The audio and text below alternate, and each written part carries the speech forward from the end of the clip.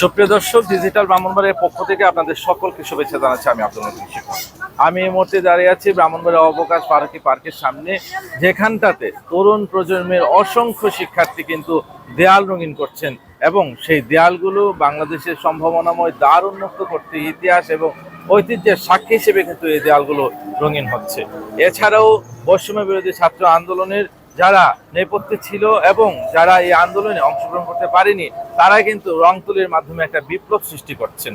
যারা রক্তাক্ত হয়েছেন, পৃথিবী ত্যাগ করেছেন এবং যন্ত্রণায় ছটফট করে হাসপাতালে বিছানায় শুয়ে আছেন, তারাও কিন্তু তাদের প্রতিবাদ স্বরূপ এই আন্দোলনকে অনেক বেশি ত্বরান্বিত করবার জন্য কাজ করছেন। দর্শক, আমরা আপনাদেরকে দেখাতে চাই অসংখ্য শিক্ষার্থী যারা আছেন তারা রং তুলিতে কিন্তু একটা বিপ্লব তুলেছে।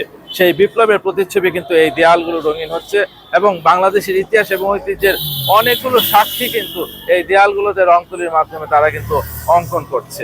আগামীর যে সম্ভাবনার বাংলাদেশ, যে বাংলাদেশকে বৈষম্য বিরোধী একটি বাংলাদেশ হিসেবে বিনির্মাণ করতে চাই, সাম্যের বাংলাদেশ হিসেবে বিনির্মাণ করতে চাই এবং প্রগতিশীল এবং উন্নত একটি বাংলাদেশের যে স্বপ্ন দেখে সেই তরুণরা কিন্তু সেই স্বপ্নে বিভোর।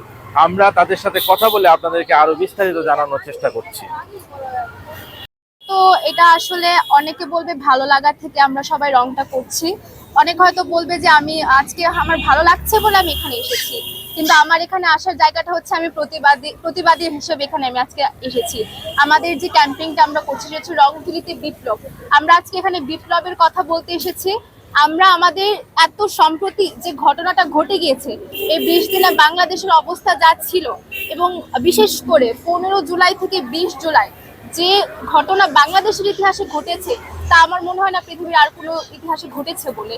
এবং ঠিক সেটার প্রতিবাদে আমার যে ভাইদের রক্ত ঝরেছে, তাদের রক্তের প্রতিশোধে, তাদের বিচারের দাবিতে আজকে আমরা এখানে রং তুলিতে বিপ্লবের আমাদের আয়োজন করছি। আমি কেমন বাংলাদেশ চাই? আমি এমন একটি বাংলাদেশ চাই যে বাংলাদেশে আমি কিনা আমার ফ্রিডম অফ স্পিচ দেওয়ার কথাগুলো বলতে পারবো, আমি যেন নির্দ্বিধায় আন্দোলন করতে পারি, আমি যেন নির্দ্বিধায় যে কোনো প্রতিবাদের অংশ হতে পারি। এটাই আমার বাংলাদেশের প্রত্যাশা এবং আমি চাই আমাদের সরকার যেন আমাদেরকে সেই ধরনের সুবিধাগুলো তৈরি করে। আমাদের গেস্টফিল স্কুল অ্যান্ড কলেজের আমাদের ক্লাসমেটরা যারা আছে, ফ্রেন্ড সার্কেলরা, আমরা সবাই চাঁদা উঠিয়ে এটা করছি। মানে কারো সহযোগিতা নিচ্ছি না, আমরা আমাদের নিজের টাকা দিয়ে এগুলো করছি। একটা জানের প্রতিদান তো দেশ থেকে বড় একটা জান, তো কতগুলা প্রাণ গেছে, তো এগুলা আসলে মনে রাখার জন্য যে আরো সারা যারা আসবে, মানুষের মুখের কথা মনে জানে, বাট দেখে আমরা তো মনে পড়বে যে এই 2024 সালে হয়েছে এত আন্দোলন, এইগুলা মনে রাখার জন্য আসলে এগুলো। অর্থের যোগানটা আমরা এজ এ স্টুডেন্ট এখন পর্যন্ত আমাদের কোনো টাকা খরচ করতে হয় নাই, কিন্তু আমাদের যে সিনিয়র ভাইয়ারা আছে, হয়তো অনেকে ঢাকা বিশ্ববিদ্যালয়ের চারুকলাতে পড়ছে ব্রাহ্মণবাড়িয়াতে, অনেকে হয়তো ব্রাহ্মণবাড়িয়া থেকে জাহাঙ্গীরনগরের চারুকলাতে পড়ছে, তারা কোনোভাবে এটা ম্যানেজ করেছে। আমাদের খুব একটা কষ্ট করতে হয় নাই। আমরা আমাদের প্রতিবাদের ভাষা, আমাদের আনন্দের ভাষা আমরা ছবি এঁকে এটা প্রকাশ করছি।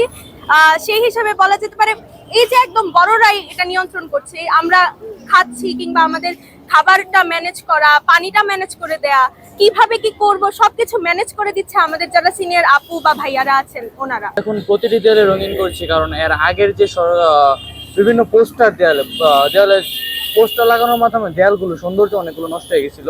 এই জন্য আমরা পোস্টারগুলো এখন এইগুলা সরিয়ে আমরা দেয়ালটাকে নিজের মতো করে আমাদের আবার নতুন রঙে দেয়ালগুলোকে সাজাচ্ছি, যাতে আমাদের শহরের সৌন্দর্য বাড়ে, সবকিছু সৌন্দর্য বাড়ে। অবশ্যই মা বাবা দুজনে আমাকে খুবই সাপোর্ট করতেছেন এখানে আসার জন্য। গত দিন আসতে পারিনি, আজকে আসলাম।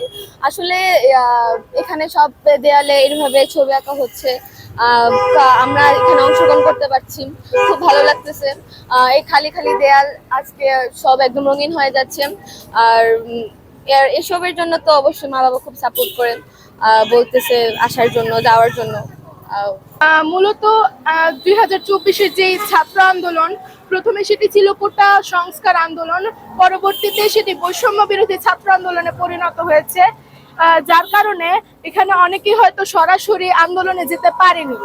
তারা তাদের রং তুলির মাধ্যমে তারা এই দেয়ালগুলোতে তাদের ক্ষোভ বা তাদের যে তারা যে বৈষম্য চায় না সেটি ফুটিয়ে তোলার চেষ্টা করছে।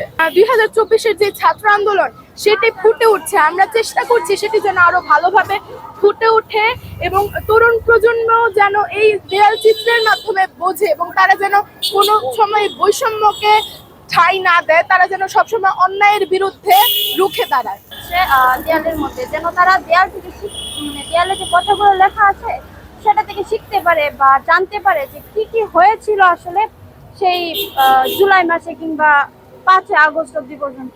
গত 5 আগস্ট বৈষম্য বিরোধী ছাত্র আন্দোলনের মাধ্যমে আওয়ামী লীগ সরকার পতনের পর থেকে শিক্ষার্থীরা নানানভাবে দেশ গঠনে অংশ নিচ্ছেন। কেউ রং তুলিতে দেয়াল রঙিনের মাধ্যমে প্রতিবাদ করছেন, কেউ ট্রাফিকের দায়িত্ব পালন করছেন, কেউ বৃক্ষরোপণের মতো কাজ করছেন, রাস্তাঘাট পরিষ্কার পরিচ্ছন্ন করছেন।